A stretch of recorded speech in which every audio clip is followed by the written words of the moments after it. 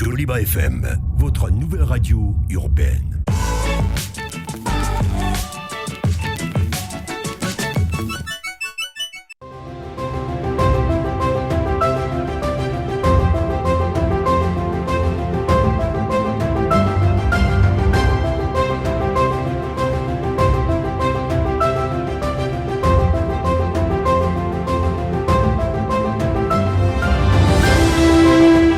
Mag-Emploi.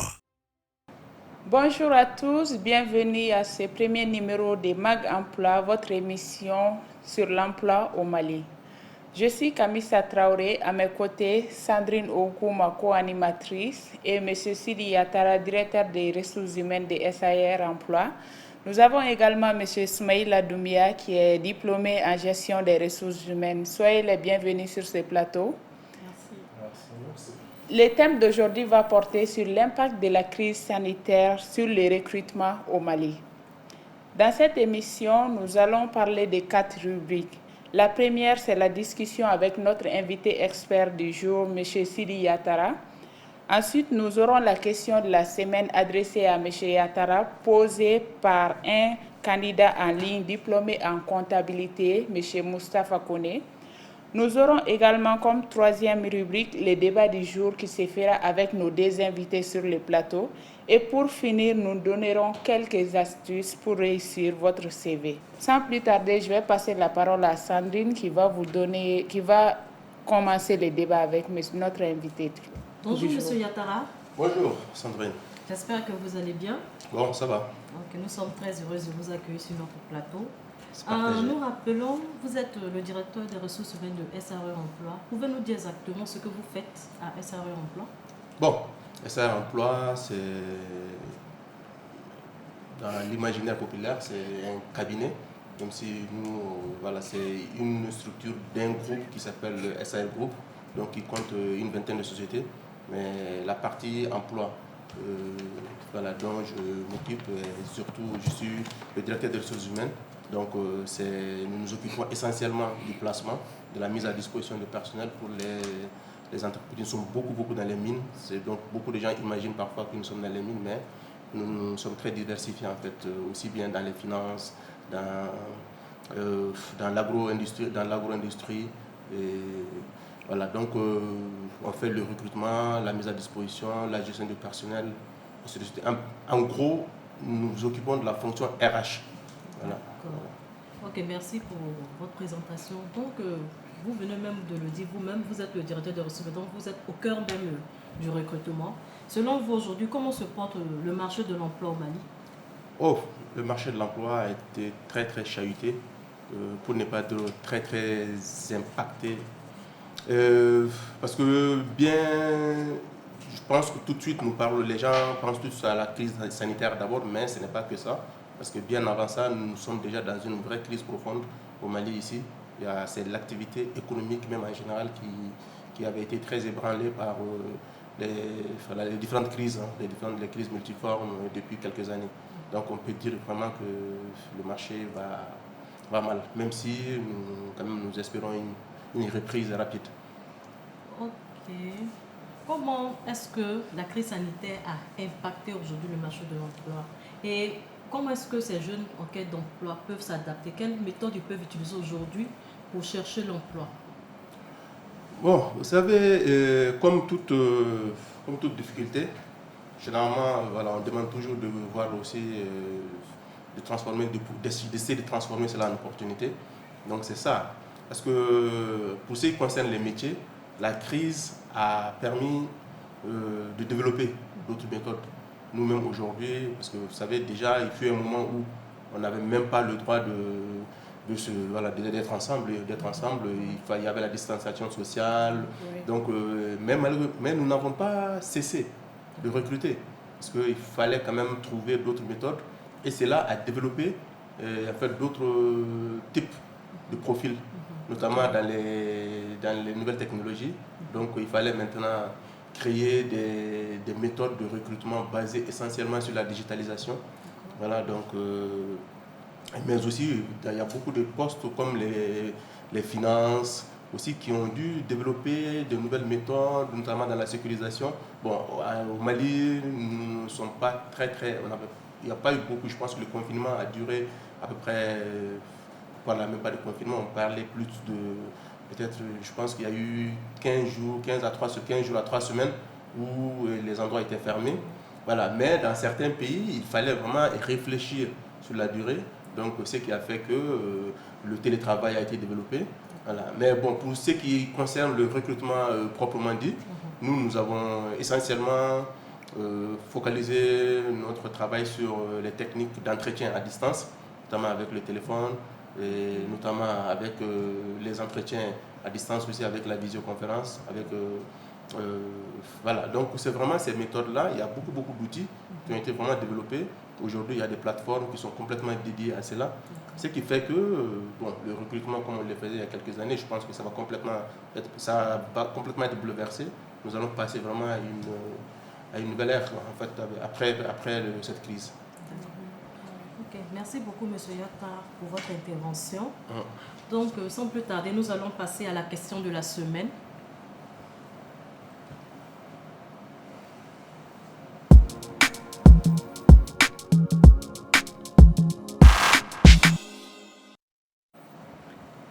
Ok, la question de la semaine, c'est une question qui est posée par un autre candidat en quête d'emploi.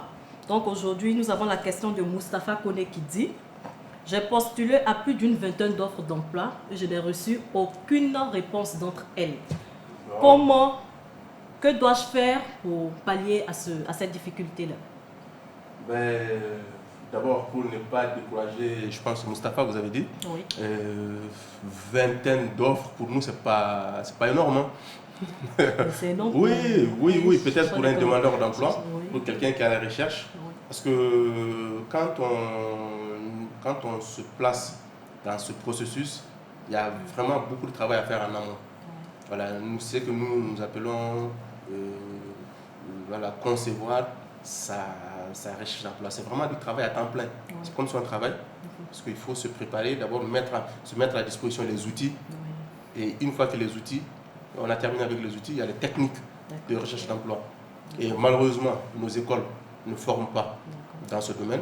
Très souvent, on vous donne un diplôme, vous vous retrouvez dans la rue et on vous dit d'aller chercher du travail, sauf que vous n'avez pas appris à chercher. Donc, ne serait-ce que le premier outil qui est le CV, il y a beaucoup de personnes qui ne savent pas le faire. Donc, ils se retrouvent sur le marché. Peut-être que Moustapha a été déjà bloqué avec le CV, parce que moi, si je reçois 200, 300 CV pour un poste, et que je vois des CV qui, parfois, il n'y a même pas de titre, je ne vais pas me fatiguer à aller piocher. Donc, vous voyez, il y a 300 CV à éplucher. Donc, du coup, on passe vraiment aux CV qui ont été bien structurés, qui sont bien faits, qui donnent envie. Parce que très souvent, quand on dit la première impression, beaucoup de gens pensent qu'on parle de l'impression lors de l'entretien. Mais non, il y a une impression déjà lors du CV. Le CV donne déjà une première impression du candidat. Donc déjà, Moustapha, il doit savoir si le blocage n'est pas à ce niveau. S'il a un bon CV, s'il a une bonne lettre de motivation, donc là maintenant, il peut commencer, là il a les outils, et puis maintenant il peut commencer les techniques. Maintenant les techniques, c'est préparer, c'est-à-dire savoir comment développer son réseau, comment postuler. Rien que ça aussi, déjà ça bloque. Les gens ne savent pas postuler. Parce que les candidatures, maintenant, est-ce que c'est une candidature spontanée? Est-ce que c'est une réponse à une offre? Tout ça, voilà, c'était vraiment des étapes sur lesquelles il faut travailler.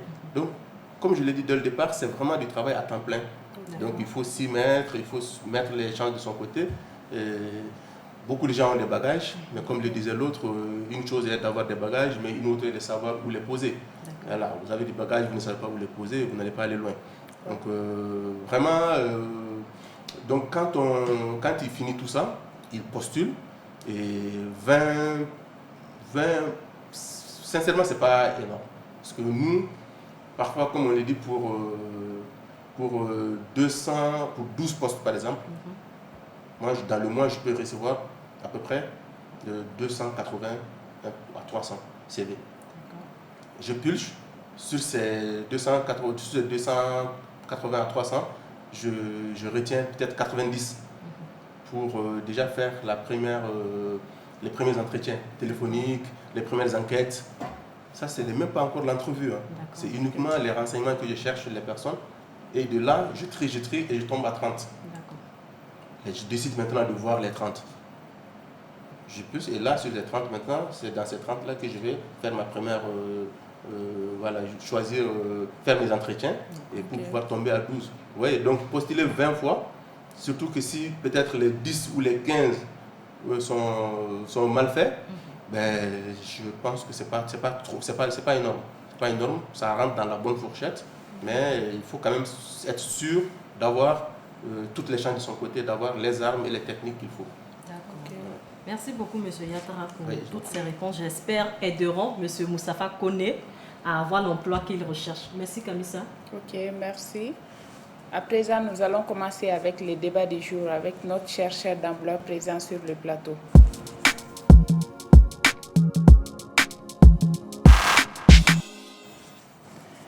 Monsieur Doumbia, bonjour. Bonjour madame. Comment allez-vous? Je vais bien. Bien. Est-ce que vous pouvez vous présenter brièvement? Merci madame Kamisa. Moi je suis Soumaïla Doumbia, jeune diplômé en gestion des ressources humaines, niveau licence professionnelle. Okay. Après quelques années d'expérience dans différentes entreprises,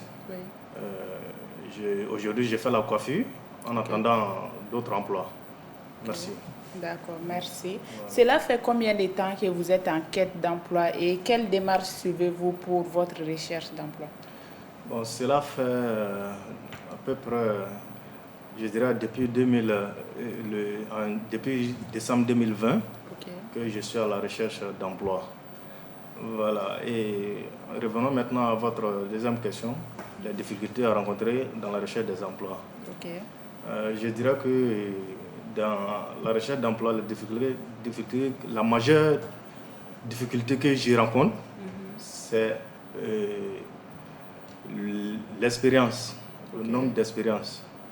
Souvent, on voit des offres d'emploi qui correspondent à notre profil, mais quand on veut postuler, on trouve que malheureusement, il y a des dizaines d'années d'expérience qui sont demandées, ou bien voire plus de 5 ans d'expérience demandée. Bon, vous voyez, si ça correspond à votre profil, mais l'expérience demandée, vous ne les avez pas. Voilà, bon, regardez, ça, vous savez maintenant ce que ça fait. Donc même si vous postulez, bon, vous n'avez pas totalement ce qui est demandé. Voilà, c'est ce qui est aujourd'hui la grande difficulté que je rencontre dans la recherche des emplois. Ok, voilà. Merci beaucoup. Je pense que notre invité expert sur le plateau va vous apporter des solutions par rapport à ça. Monsieur Sidi Yatara, que pensez-vous de la démarche de Monsieur Doumbia? Bon, je dirais d'abord à Doumbia, vous savez, nous sommes, en tant que cabinet, nous sommes entre le marteau et l'enclume. Voilà, très souvent, les candidats nous disent « Ouais, je postule, vous ne m'appelez pas, je dépose des CV, non, je passe des entretiens, on ne me rappelle pas, je ne suis pas allé recruter. » Il y a même certains qui nous disent « Est-ce que c'est vraiment que les postes existent ?» Parce qu'on ne comprend pas. Voilà, donc, et de l'autre côté, nous avons aussi les clients, c'est-à-dire les entreprises, qui nous confient leur recrutement, qui nous disent « Non, vous avez été trop léger. » Par rapport à tel recrutement, nous on a demandé 10 ans d'expérience, vous m'avez envoyé des gens qui n'ont même pas 5, qui n'ont pas... Oui, donc nous sommes sur la corde raide, il faut savoir maintenant voilà, de quel côté pencher et pouvoir jongler pour que voilà, un peu tout le monde soit satisfait. Mais surtout, sachez que la personne qui nous paye quand même, c'est l'entreprise, donc c'est le client. Donc quand le client paye pour avoir un profil, donc les critères sont déjà définis à l'avance, nous sommes obligés scrupuleusement d'aller sur ça. Maintenant, il peut arriver, parce que nous ne sommes pas que des machines à recruter, nous sommes aussi des humains, parce que c'est la gestion quand même du capital humain, c'est la gestion des ressources humaines. Donc nous donnons des conseils, parfois, en fonction de... Là, en l'occurrence, si le client dit « j'ai besoin d'un candidat qui a 10 ans d'expérience pour tel salaire », nous on peut dire, bon, en fait pour ce poste-là, nous pensons que vous pouvez prendre par exemple 5 ans d'expérience ou peut-être même moins et former la personne en interne et la personne peut commencer peut-être avec la moitié même du salaire de l'autre et vous allez avoir quelqu'un qui a appris tout chez vous parce que beaucoup de fois, les gros salaires, parfois aussi c'est des mercenaires, c'est des gens qui savent travailler, qui viennent, qui 1-2 ans et puis après qui partent. Donc peut-être c'est mieux d'avoir un jeune conforme qui reste là et après à qui on donne d'autres opportunités, on fait la gestion de carrière, la personne monte jusqu'à un jour à être suffisamment fort et peut-être même un jour être dans le top management de la société. Voilà, donc ce n'est pas toujours, le blocage n'est pas au niveau du recruteur. Mais il faut aussi, il y a un autre aspect que j'ai remarqué, il parle de profil en fait, on demande beaucoup de choses que vous n'avez pas. Et bon, parfois, en fait, les candidats font cette erreur-là de ne pas cibler. Parce que les gens se disent, je suis comptable, dès qu'il y a une offre en comptabilité, allez, non, c'est pas ça. Il faut bien lire l'offre, voir si ça correspond. Peut-être ça évite déjà de postuler trop. Voilà. Donc on organise sa candidature et en fonction maintenant des critères demandés. Si vous savez qu'il y a des critères, parce que parfois il y a des critères que nous on appelle les critères obligatoires. Voilà. Donc là, si vous ne les remplissez pas, vous n'êtes pas pris. On ne vous donne même pas la chance de passer à l'entretien. Et il y a des critères qui sont facultatifs. Voilà. Donc parfois, si vous regardez, on dit anglais exigé. Si c'est ça, si vous ne parlez pas anglais, ça ne sert à rien. Voilà. Ouais. Mais on peut dire parler anglais est un plus. Là, vous pouvez. Ouais. Donc c'est des astuces qu'il faut voir. Donc il faut savoir lire une offre avant de postuler. Ça peut aussi aider et ça évite d'être dans cette paranoïa où on se dit bon allez je postule, personne ne m'appelle parce que peut-être que vous ne postulez pas au bon endroit et c'est normal que votre CV se retrouve sur la vendeuse de galettes. Ok, mais M. Doumbia a aussi dit qu'il a postulé plusieurs fois parce qu'il n'a pas eu la chance de faire beaucoup de stages, donc on demande toujours des expériences. Qu'est-ce qu'il peut faire pour avoir des expériences dans ce sens-là? Ben là aussi c'est dans le CV. Vous savez, on peut, ce que nous on appelle, c'est là, élaborer le CV. Bon, il y a certains qui parlent même de maquiller un CV parce qu'il ne faut jamais mentir sur un CV. Voilà. Donc, il y a aujourd'hui de plus en plus, et les jeunes qui sortent d'école ont, d'abord, vous savez, vous pouvez faire 2 ou 3 stages avant votre diplôme. Okay. Voilà. Ce qui fait que parfois vous avez déjà une connaissance de la chose. En plus, il y a des stages en entreprise qui sont vraiment des emplois déguisés. Okay. Moi, j'ai plusieurs fois des stagiaires, des gens disent « Ah non, moi je n'ai qu'un stage ». Mais quand je pioche, je me rends compte que c'est des stages qui sont carrément des remplaçants. Soit qu'il y a quelqu'un qui était en congé et le stagiaire remplaçait cette personne-là. Et ça, là, c'est un stage qu'il faut capitaliser. Je pense qu'il ne faut pas toujours voir ça sous forme de stage. Donc, mais c'est un emploi. Après, vous pouvez, lors de l'entretien, expliquer à la personne, oui, en fait, effectivement, j'ai postulé en tant que stagiaire, on m'avait pris en tant que stagiaire, mais j'ai été chargé de faire ça. Et là, les gens se rendront compte que ce n'était pas un simple stage, parce que beaucoup de fois, les gens confondent le stagiaire à celui qui fait du café ou qui fait de la photocopie. Ouais. Et voilà, donc là, on se dit que la personne ne sait rien faire.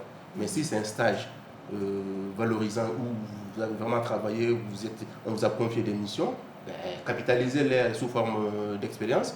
Et je pense que si vous avez su bien expliquer, le recruteur se rendra compte que vous savez faire le travail. Voilà, donc c'est ça. Donc déjà dans le CV, il faut savoir agencer tout cela pour que ça ressemble à une expérience. Ok, merci beaucoup. On va demander à notre invité s'il a des questions pour M. Sidi Yatara, comme ce n'est pas tous les jours que les recruteurs nous font face aussi. Donc, M. Doumbia, est-ce que vous avez des questions pour M. Yatara? Bien sûr, j'ai des questions pour M. Ouattara. Je dirais même plus, mais je vais me limiter à 2. Oui, on va essayer d'aller à 2. Voilà. Revenons toujours sur la question des expériences. Et parce qu'aujourd'hui, nous voyons aujourd'hui qu'il y a des jeunes, tout comme moi aujourd'hui, qui s'adaptent très facilement à leur nouveau poste et à l'environnement même de l'entreprise. Est-ce que, mais si ces jeunes-là n'ont pas d'expérience, comme on appelle, à l'offre demandée, de l'offre demandée, mais qu'est-ce qu'il faut faire pour résoudre ce problème? Bon, je pense que ça rejoint un peu. Oui, ça rejoint, mais ils n'ont même pas d'expérience en la matière. Bon.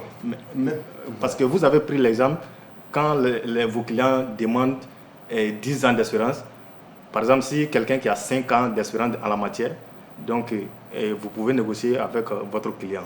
Maintenant, si le jeune même il n'a pas d'expérience, pourtant, vous savez très bien que c'est un jeune qui peut s'adapter très, très facilement. Qu'est-ce qu'il faut faire pour ce jeune? Là encore, en fait, ça se rejoint. Je vous ai parlé tout de suite de l'expérience ou encore du CV, voilà, des stages déguisés. Oui. Là, c'était parce que je vous parlais du stage formel. Mais il y a aussi des stages informels.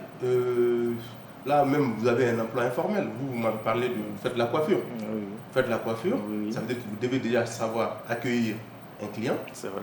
Voilà, vous savez vous occuper d'un client et vous savez fidéliser un client. Donc si je cherche un poste de commercial, attendez, je vais vous mettre. Parce que déjà, vous savez vous-même le faire. Donc, je ne peux pas dire que vous n'avez pas d'expérience parce que, voilà. Donc, tout dépend de l'emploi. Mais par contre, peut-être même au niveau de la comptabilité, vous savez déjà... voilà, vous-même, vous savez tenir une caisse, voilà, plutôt pour les postes de caissier, vous savez déjà tenir une caisse, vous savez faire les calculs, vous savez faire un rapport, vous savez... Donc, c'est des petits éléments de la vie, parfois, qu'on peut associer pour faire une expérience. Donc, lors des entretiens, surtout quand on cherche des commerciaux itinérants, ou encore des vendeurs, il y a des gens qui me disent « Ah non, je n'ai aucune expérience ». Mais quand je creuse en échangeant, je dis « Vous n'avez jamais vendu des mèches, des bassins, autres ?» Il dit « Ah oui, si, oui, je faisais ça pour ma tante. » Il dit « Ah ben voilà, c'est de l'expérience. Oui, » Voilà, maintenant, peut-être que ce n'était pas une entreprise formelle, mais vous savez déjà aller sur le terrain, rencontrer les clients, et savoir comment fidéliser cette clientèle. Oui. Et ça, c'est très important. Il y a beaucoup de gens qui sortent d'école, peut-être qui n'ont jamais fait ça. Donc, il ne faut jamais se bloquer, dire « je n'ai pas d'expérience ». Cherchez vous-même, et si vous ne savez pas le faire, approchez-vous de recruteurs ou encore de cabinets RH. Peut-être que les gens peuvent vous expliquer, vous aider à préparer. Quand je parlais de préparer cet entretien, voilà, c'est ça. Les gens peuvent vous aider à augmenter votre entretien, et ça fera tâche d'huile, ça fera mouche lors de l'entretien final. Ok, ma deuxième question, selon vous, qu'est-ce que vous proposez concrètement pour la bonne méthode pour la recherche d'emploi pour nous les jeunes aujourd'hui? La bonne méthode, oui. Est-ce qu'il y a il n'y a pas la bonne méthode, il y a des méthodes. Des méthodes. Il y a des méthodes après qui peuvent être bonnes dans certains cas et dans d'autres cas complètement inefficaces.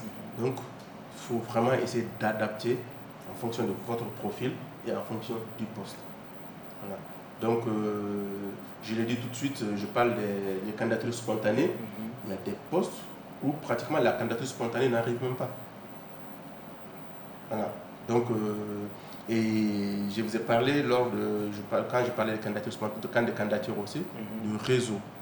Ce qui est très très important aujourd'hui. Nous avons bien sûr les réseaux sociaux que tout le monde utilise, mais au-delà des réseaux sociaux, il y a les réseaux professionnels qu'il faut savoir utiliser, mais il y a le réseau de chacun que vous-même vous créez. Le réseau du chercheur lui-même. Voilà, il faut créer votre réseau, et ce réseau peut être, par exemple, soit vous avez quitté une structure, vous gardez des bons contacts, vous gardez des bons rapports, et c'est à travers ces personnes-là, aujourd'hui, il y a des pages WhatsApp, des offres peuvent vous être proposées à travers cela. Mais si vous êtes un demandeur d'emploi, un chercheur, comme vous dites, solitaire, vous n'allez pas parce qu'il y a votre champ d'activité qui s'émincit. Parce qu'il faut élargir ce champ-là. Surtout que, vous savez, quand on parle de marché de l'emploi, il y a ce qu'on appelle le marché caché, voilà, et le marché ouvert. Donc, et quand vous regardez dans la recherche d'emploi, c'est que les offres qui sont disponibles, voilà, qu'on appelle le marché ouvert, c'est que tout le monde voit, représentent à peine 20%, enfin à peine 30%. Donc entre 20 et 25, rarement 30% de l'offre disponible sur le marché. Et tout le reste, les 70%, se trouve sur le marché caché. Et ce marché caché-là, si vous n'avez pas, c'est essentiellement le réseau. Et si vous n'avez pas ce réseau-là, vous allez vraiment, vous allez souffrir. Et quand même, comme je l'ai dit, c'est surtout les réseaux professionnels. Allez-y, échangez, parlez-en, discutez et ne refusez pas. Je suis très content de voir quand même quelqu'un qui a une licence en ressources humaines et qui fait de la coiffure. Parce qu'il n'y a rien de plus difficile, il n'y a rien de plus dur que de se mettre en position de recherche d'emploi étant au chômage. C'est vrai. Voilà. Mieux, il est plus facile de trouver du travail quand on fait déjà quelque chose, quand on attend. D'abord, l'attente devient longue et ça devient pesant. Donc, il faut pouvoir faire autre chose à côté, des petits trucs qui permettent, voilà, sans trop s'éloigner. Voilà, parce que là aussi, parfois, si vous éloignez trop, peut-être qu'il arrivera un moment où vous n'allez même pas pouvoir vous insérer parce que vous avez déjà oublié toutes les notions que vous avez apprises à l'école. Donc, vraiment, restez en activité tout en continuant. À chaque fois, il y a des forums, il y a des salons, il y a des émissions de ce genre-là où vous avez des petites astuces, des choses que les gens vont proposer. Et c'est là qui permet de pouvoir peut-être un jour obtenir, à défaut du job de rêve, au moins avoir quelque chose de satisfaisant. C'est vrai. Merci. Ok, merci beaucoup M. Yatara pour votre intervention et j'espère que M. Doumbia a eu beaucoup de conseils et qu'il pourra s'en servir très bientôt.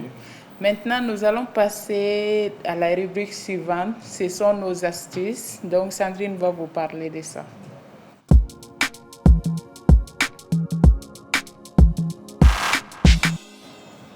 Ok, aujourd'hui pour les astuces, comme M. Yatara et M. Doumbia parlaient, on parlait des jeunes en quête d'emploi qui n'ont pas d'expérience, qui n'ont vraiment pas d'expérience. Donc, qui ont un CV, qui ont un parcours, ils viennent de sortir de l'école, mais ils n'ont pas d'expérience. Donc, aujourd'hui, nous allons vous montrer comment il faut rédiger un CV quand on n'a pas d'expérience. Ce qu'il faut mettre en avant d'abord quand on n'a pas d'expérience, c'est votre parcours académique et vos formations. C'est-à-dire, parcours académique, c'est quoi? J'ai des diplômes, peut-être j'ai un master en comptabilité, j'ai une licence en gestion des ressources humaines, pardon. J'ai un BTS peut-être en marketing. Donc c'est ça les formations que vous avez suivies. Donc ce sont ces diplômes-là que vous devrez mettre en avant.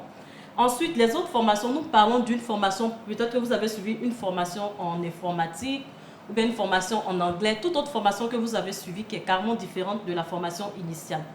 Vous devez vraiment faire ressortir ces points-là. C'est ce qui va constituer votre vitrine, votre première vitrine, qui va montrer que vous pouvez faire un boulot, même vous pouvez trouver un stage facilement.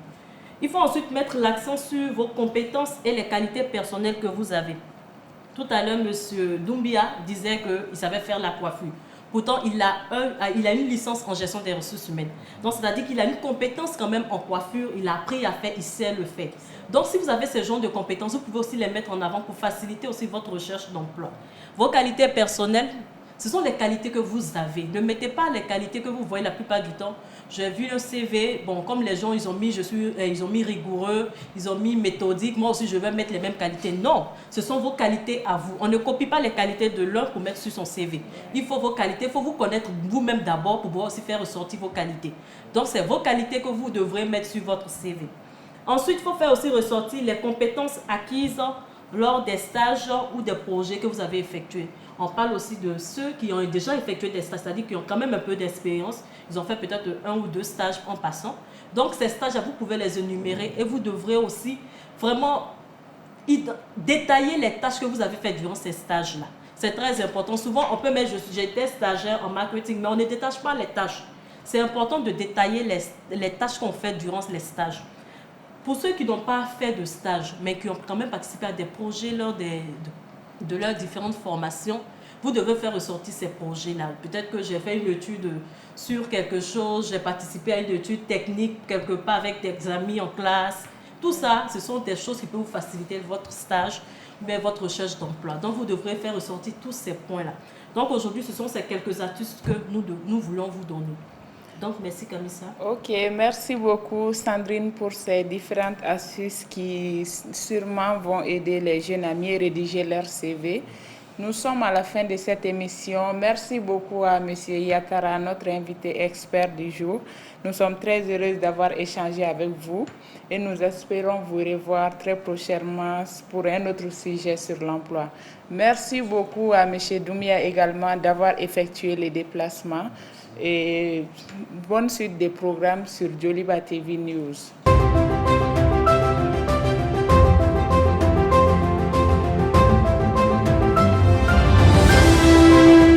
Mag Emploi.